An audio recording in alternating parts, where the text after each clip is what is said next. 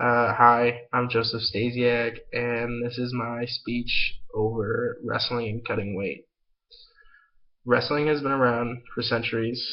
It dates back all the way back to the Olympic Games in 708 BC. Today, there are three forms of wrestling: folk style, freestyle, and Greco-Roman. In the U.S., folk style, freestyle, and Greco-Roman are all wrestled.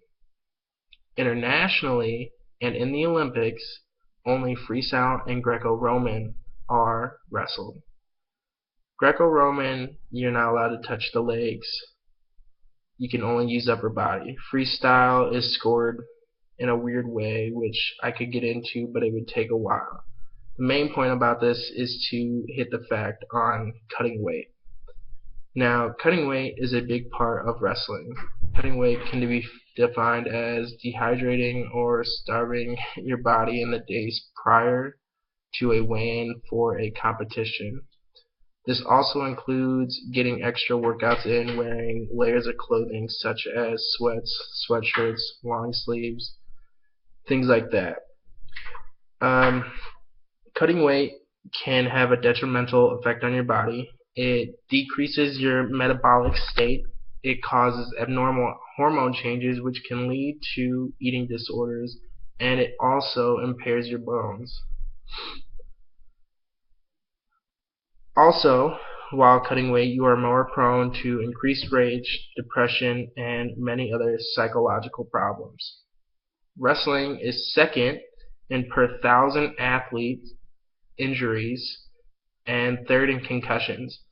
This could be due to the fact that cutting weight impairs your bones, and that would make you more likely to get an injury. Collegiate wrestlers are said to lose about 5% of their body weight a week. Now, the NCAA has rules set in place that state that you can only lose 1.5% of your body weight per week, but this is not closely regulated by any coaches. Pretty much you're allowed to lose 1.5 from when you step on the scale on one day to the next week. Whereas in reality, you're going to step on the scale, then come around on Monday, you're going to be 10, 15 pounds overweight and have to lose that all again by Thursday for another weigh-in. But the NCAA doesn't know what you weigh at the beginning of the week. They only know what you weigh at the end of the week. According to the NCAA, there have been no recorded deaths in the past 16 years after they put in their rules against wearing sauna suits and cutting mass amounts of weight.